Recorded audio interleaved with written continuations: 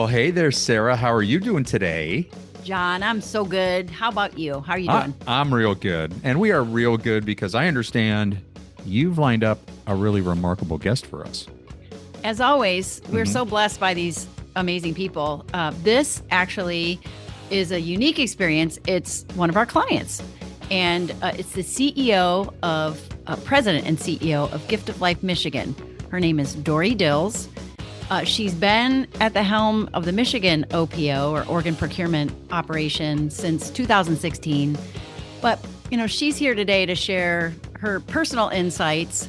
And I get to kind of qualify firsthand that she is an effective leader. We started this podcast, John, because we encounter a lot of people who aren't. And Dorrie walks the talk. She lives it out. She cultivates and develops the people around her.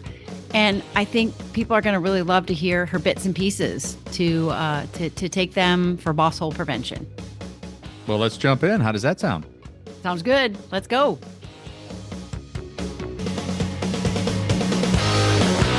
The Boss Hole Chronicles are brought to you by Real Good Ventures, a talent optimization firm helping organizations diagnose their most critical people and execution issues with world-class analytics. Make sure to check out all the resources in the show notes and be sure to follow us and share your feedback. Enjoy today's episode. Hey, Dorrie, welcome to the Boss Hole Chronicles. It's so good to have you. Thank you for having me. Tell our listeners, the Boss Hole Transformation Nation, a little bit about you and your journey. You've been a leader for a long time, but take us back in brief to the beginning.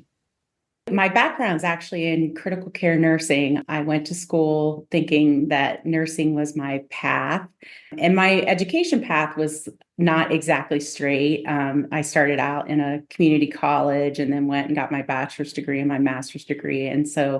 But when I was a nurse, I pretty quickly realized that bedside nursing was not going to be my long game. I enjoyed taking care of patients, but I really felt like I had other things to contribute and things that interested me beyond direct patient care. And so in the early 90s, I had a chance to move into the organ donation field. And I went there as a clinician and still doing patient care, but in the scope of organ and tissue donation. And I was in a fairly small organization where I had the opportunity, as the organization grew, to move into a management role and then a director role. And then my last position there, I was a chief clinical officer. So I oversaw all the clinical operations. And then in 2016, I had the opportunity to move to Michigan, and I became the president and CEO of the Michigan Donor Program, which is one of the largest in the country. I think we're the 11th largest. And it's just been a really invigorating, exciting opportunity to lead such a large organization. And obviously my dedication to organ and tissue donation is definitely strong. And I've enjoyed this field very much, but it's certainly a challenging field to work in for sure. Well, I have to go back to the idea of you and, providing patient care. I know a little bit about your profile, your predictive index profile. You have high extroversion, you're connected to people, you're empathic, but you're also built for building things and seeing the bigger picture. And maybe that's what you meant by, I just knew there was more to contribute. Like you were meant to be up and over things and helping to move things forward. Does that fit? Yeah, definitely. I mean, my nursing experience, I was in a level 1 trauma center that had really complicated patient and family situations. Mm-hmm. And some days felt like banging your head against the wall because those situations kept coming through the door. They were not all that different, and the outcomes were often not good. Mm-hmm. And actually, during my time there, I had a manager that gave me an opportunity to serve on a performance improvement committee. And it was participating in that process that sort of opened my eyes to the more administrative work that happens to make healthcare run. And I really found that interesting. And that was sort of my segue to there's more than just, and not that, I mean, I love all the nurses in my life, and I admire my friends and colleagues who've done it for 30, 40 years. And it's an incredibly rewarding profession. But for me, I thought that, I had opportunities to solve problems in a bigger way. Yeah. And that's what really excited me. Sounds like a maverick to me. Yeah. Let her go. Let her at it. But as a leader, and you've shared this with me, that you've learned some really powerful things and really deployed these yourself in your own leadership style. So it's really important, I think, for our listeners to hear, what you've learned and how you utilize this stuff to be a good leader. Yeah, I mean, certainly I never went to school thinking that I would be talking to Congress about legislation and talking to congressional members in Michigan and Washington, D.C., or working on national donation and transplantation or access to transplantation issues. Like, my 20-something self could have never imagined that I would be doing that work. But that's where our work has really focused over the last year, several years. It's become a federal initiative that has raised the interest of Congress and the White House. And so making sure that, and of course, I am a maverick, so I want a seat at the table, and I want to be able to help influence how those decisions are made, and making sure that we keep in mind, there are donor families behind these organs. There are patients who desperately need organ transplants, and we can't forget at its core what donation is about, and Right. that's been really exciting. Well, Dorrie, I would have to imagine that as these opportunities presented themselves, you just were drawn to them. As you said, when you had a chance to be on a committee or working with that group, it's like, oh my gosh, I get to have an impact. I get to put my thumbprint on something, and that's really consistent with who you are. Because I can even tell by just this conversation, this work, you light up when you start to talk about the chance to do this work and have an impact. And some people would say, oh, I would never want to do that. And that's okay. That's why we talk about job fit and fulfillment. So that's just so cool to see. Yeah, it's funny. There's a video that I've watched recently about women who have gotten far in their careers and high up perhaps. And the joke is, the days that we are the difficult days, we're like, maybe I girl boss too hard. Maybe I should dial that back a little bit. But the truth is, like, it's not. For me, it wasn't like I set out like I planned to be a CEO. Like, that was never on the agenda. But I was always looking for the next opportunity, and it's how I've naturally progressed. But making sure that should the opportunities present, that I was fully prepared to walk through the door. But on the difficult days, I'm like, yeah, maybe I would have preferred to not girl boss so hard. Oh, and you've shared some insight with us prior to our conversation today that, there are a lot of things that have influenced your style, your leadership. I think they're really valuable. We want you to share them with our listeners, starting with, I think, what you've always touted as most important, which is self-awareness, starting with you. Yeah. I think, we had an opportunity as a leadership team a couple weeks ago to do some work with you, Sarah, and we were talking about just challenges that we've overcome. And I've been thinking a lot about the leaders that I've worked with or worked for over the last 30 plus years. And I firmly do believe that my great bosses and my more challenging bosses contributed to who I am today, and what kind of leader I want to be. And I think those are, understanding what brings people to leadership, and understanding what tools they came with, and maybe where they were, struggling. It's insightful to understand that perspective for sure. Wow. And I think you've made it your business to do more than just try to understand it. you've appreciated that leaders, when they were at their best, they certainly taught and helped you, but even the ones who at times were not their very best and they were very difficult and even some would say harmful, you took away from that. Gosh, I really don't know what that person is, experiencing. I don't know what tools they've been given. Mhm. And to just understand that there's a lot. That's one thing I took away when you shared that with the leadership team is, wow, it's not just about me and what you're doing to me, boss. It's about, wow, you have a lot on your plate, boss. There's a lot you're working against and for. And I know this can't be easy. Doesn't Yeah. necessarily mean it's okay to do what you do, but I appreciate it and understand and give you some space to be who you need to be. Yeah.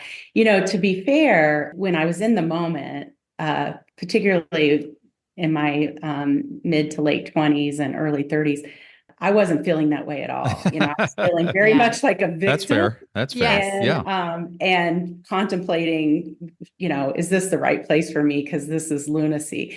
But over time, I've really grown to appreciate how difficult leadership is. And, I think I've spent a lot of time becoming self-aware so that Mhm. I am not in those positions to act out in that Yeah. way. Yes. Which I think, in the 80s and 90s, at least the leaders that I experienced, that was not part of their repertoire. They were in, and actually, Sarah, you and I've talked about this with our predictive index work that, we want to set people up for success. And in Right. some of the leaders I've worked for, I feel like no one considered that. They were good at the job that they were doing. So, hey, let's put this person in this position Mhm. and wish for the best. Yeah. And it's not like they were given any training or tools or nothing like what we have today to make sure that people are successful. I never thought that any of my bosses came to work wanting to yell at people or be angry Torture you. Yeah. Or be a boss frost, hole. Yeah. yeah, to frost the entire office and everybody knew, like, look out, Yeah. they're upset today. But it was the circumstances around them that created that and their inability to manage it. Right. And Mhm. I do have such empathy now for what it's like to be put in that position. And I hope the leaders that work for me, we provide those skills and opportunities for them to be successful, because I want them to be successful, obviously, but I also don't want them to suffer. And I've seen some leaders who have really, really been challenged. Oh, if I may, there's so much in that. Just that last sentence or two of yours, Dorrie. There's so much there because it's very common to take somebody who's a great individual contributor and elevate them into management without any training or preparation. I love what you before we hit record. I loved what you said is at the beginning of the day, I really need to think about managing me around self-awareness before I can really be an asset to others. But I also am recalling an episode I did with Karen Schulman, one of our team member here at Real Good Ventures, and we called it boss hole or tormentor. And, Mhm. there's boss holes we talk about. Tormentor, nobody comes in trying to torment others. But even when you have somebody who makes your life difficult, the word mentor is still in the word tormentor. What Oh, can I nice. draw from this person? What can I learn? I'll put that one in the show notes. But that's such a great perspective. Even though you had bad bosses and everybody does, you still were able to draw Mhm. something from them that influenced who you are today. Yeah. And I absolutely believe that the key to managing a difficult relationship with your boss is Mm-hmm. managing yourself. Mm-hmm. And I have, I've had many conversations with people that I've mentored, or even I have two 20-something daughters who are fairly new in their careers. And in fact, I had this conversation this morning with my oldest about controlling her own reaction to Mhm. her boss, who was having a difficult day and taking it out perhaps inappropriately on her team, and managing my daughter, for her to manage her reaction to it. And that's what I've grown to appreciate, is that managing me is my job. Yeah. And when I manage me well, then the people around me are able to operate at their fullest. And I think that's you know, as leaders, you're in the fishbowl, right? Like Mm-hmm. everyone's watching you, Mhm. watching your reaction to things, the words that you use, if you're frustrated or angry, they're going to sense that. And managing your emotions. And let's face it, I am a maverick. I'm also a redhead. So it's been a lifelong journey learning to manage myself. It's probably the most important part of leadership is managing your own reactions to things. And my team has ongoing jokes, little phrases that I use, but that they know means Dorrie's not happy. Like, Mhm. I can't help but wonder, and then I go into my spiel about what if we might have done differently, but I do it in a way that I think keeps the door open for communication and for them to provide me things that maybe I don't want to hear. Whereas if you react in an angry way or blaming, which Mm-hmm. I've experienced many times, it shuts people down. Right. And then you don't get anything out of that conversation. And so making sure that you manage your reaction so that you can keep the lines of communication open, keep your staff coming to you, even with the bad news, Mhm. is really, really important. Can I ask, Dory, what has contributed to, you being able to identify, you call them triggers, managing yourself is just knowing what your triggers are and not getting all caught up and reactive in that stuff. What kind of things have led to deeper awareness about those triggers? Well, interestingly, when I was moving into a more C-suite role, I had an opportunity to engage with the executive coach. And I'll tell you, I think that is an enormously important for leaders. Yeah. First of all, it's the only person that you can be really, truly vulnerable with. Like you can't do that with your boss. You can't do that sometimes with peers, and your family and friends do not understand. And so having a coach that can help you reflect on, well, let's figure out why you reacted that way, and let's work through that. And so I think that's one key thing. The Hmm. other two key things that I would mention is I've done all the personality tests. I've done DISC, Berkman, Myers-Briggs, and now we use predictive index. And all of those things have told me a little bit more about myself. Yep. And I think, and the truth is they're very similar in saying these are the things that trigger you. These are the things that make you tick. These are the things that if you had to sit down and do, you would drive you insane, and just Yeah. it is what it is. And so Yeah. then how do I manage the work around me to make sure that I don't set those triggers off, at least not routinely. And then the third thing is just reading. I'm an avid Mm. reader, and I try to read a business book, and what I call chick lit, because I like a lot of junk literature too. Uh-huh. I try to read one of each of those every month, and some books I reread because they're relevant at the time. But there's so many great books out there that just have been really insightful about Yeah. leaders and how a leader that manages their emotions can be tremendously Mm. successful, and leaders who can't are limited. Those have been my three biggest, I think, ways that I've learned to accomplish that. Just out of curiosity, what if there were one or two titles that you would say, hey, everybody out there listening, these are two must reads on the business side? Well, if you want to do the other literature, that's fine too. But on the business side, what could you say right now? Hey, this is transformative. I would read this. I actually, in my notes of things I thought I wanted to talk about, I wrote down a few. Actually, Great. I'm a big fan of Lencioni, so I've read Hmm. all of Lencioni's books, particularly the ones that appeal to me most are The Advantage and The Five Dysfunctions of the Team. I think those are really excellent books. Hmm. I love the book Leaders Eat Last. which is a Simon Sinek, and I love him too. And I've read all of his books. And he also has Start with Why, which is, I think, very powerful. And if people understand the why, they're more likely to follow you or go with your direction. I've also read some funny ones like the no a-hole rule. I won't say the word, but there is that book out there that's great. And then I always recommend this book to people that are going through leadership transitions, which is called The First 90 Days.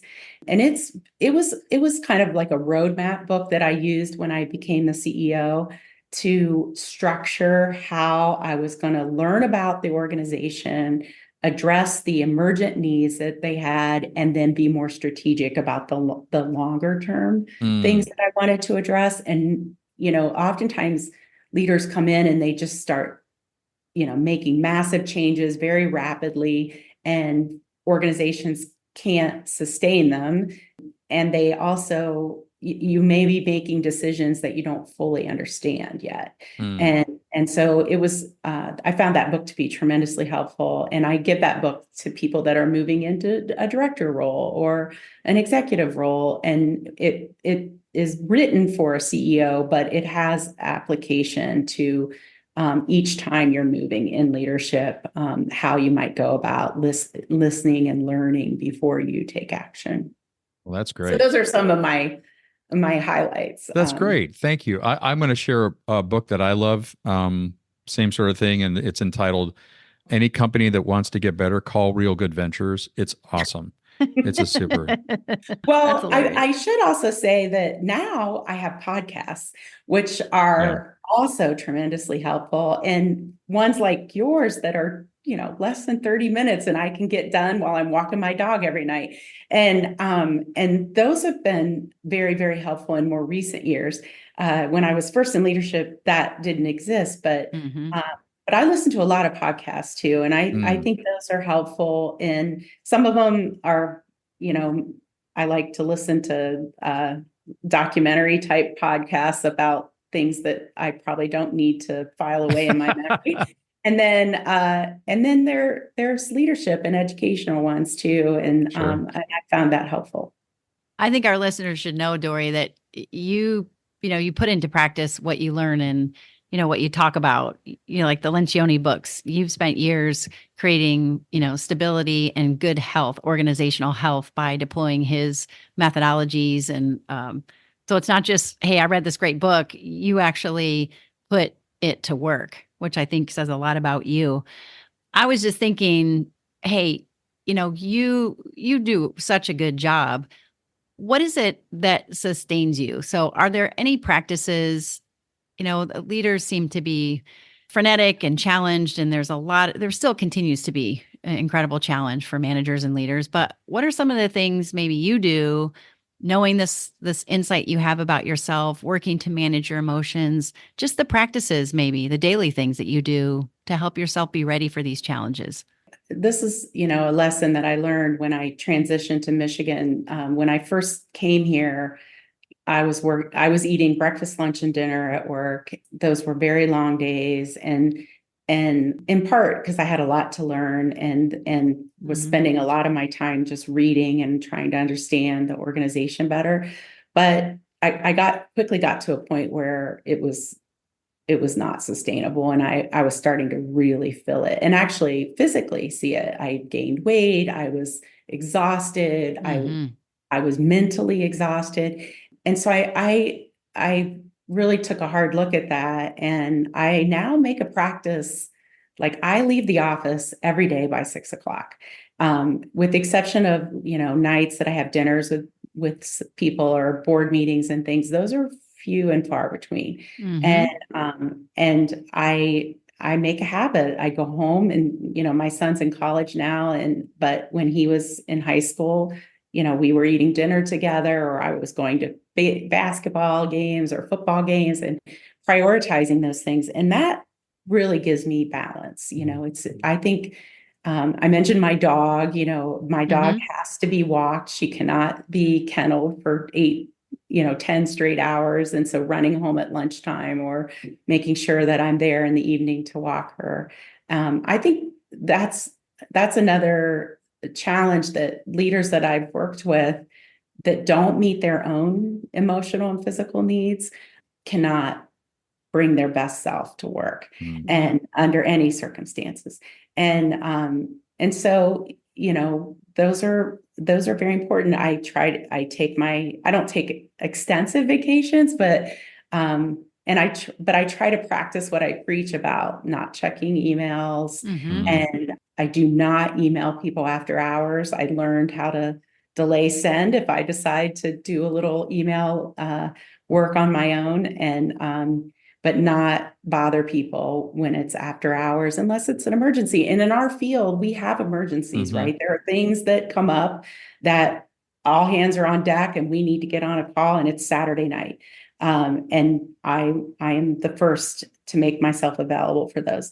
But there's also things that can be dealt with during regular business hours, and understanding the difference is key. And I've worked for leaders who did not understand the difference, and you just felt like you were, ready to jump out and attend to a fire every minute of every day, all day long. And it's not healthy. And I also, when I was raising my children and working in this field, it was difficult. I look back on it, and I mean, there were times where we were like exchanging children in parking lots because I had to go do a case, and it was difficult. And one of the things I'm proudest of is that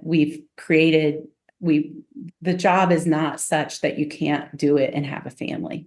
And that comes with balance.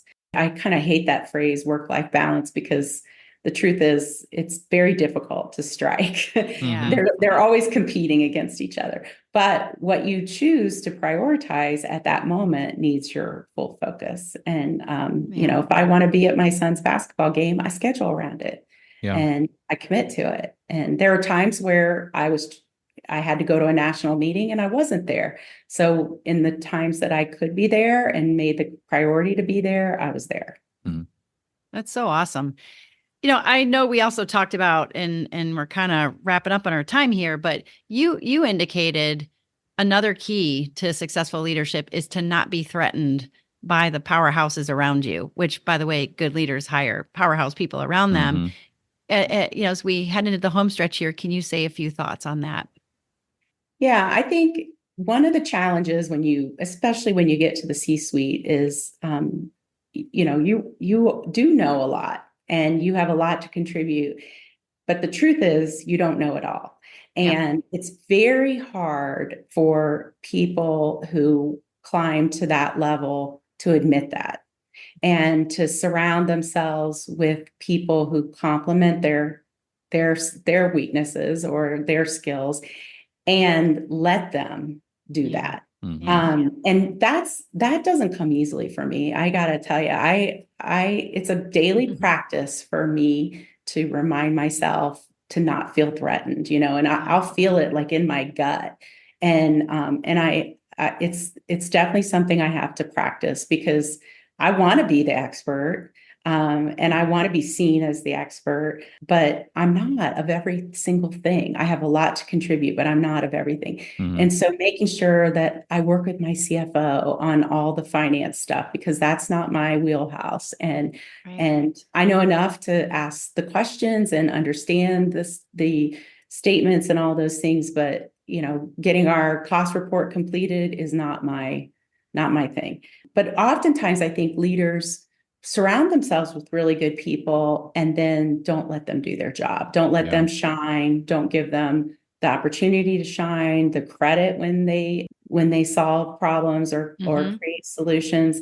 And then they leave. They don't want to work for somebody who doesn't let them be their best self. And and so making sure that I have a really great leadership team. I'm very, very thankful for them. And the truth is, we're a team. We run this organization as a team. I might sit as the CEO, but it's very much a team. And that's part of the Lencioni practice is building that strong leadership team and then letting people lead. Yeah, and I can attest to that firsthand because I watched them in action. I watched all of you in action. I think the true takeaway today is the key is managing me. And your attitude, the way you chose to look at maybe not so effective bosses in a compassionate way versus a victim way, that's managing you. There's just a lot of gold in here, Dorrie. I knew there would be. That's why we wanted to get you on the podcast, because we got to let people hear this great stuff. My pleasure. Dorrie, it was great. I've been looking forward to this. When Sarah said you're going to be on here, I just knew it'd be awesome, and our listeners will love it. So thank you so much. Keep up the great work, Dorrie. Thank you. That's a wrap. We'll see you next time on the Boss Hole Chronicles. We'd like to thank our guest today on the Boss Hole Chronicles. And if you have a Boss Hole Chronicles story of your own, please email us at mystory@thebossholechronicles.com. Once again, mystory@thebossholechronicles.com. We'll see you again soon.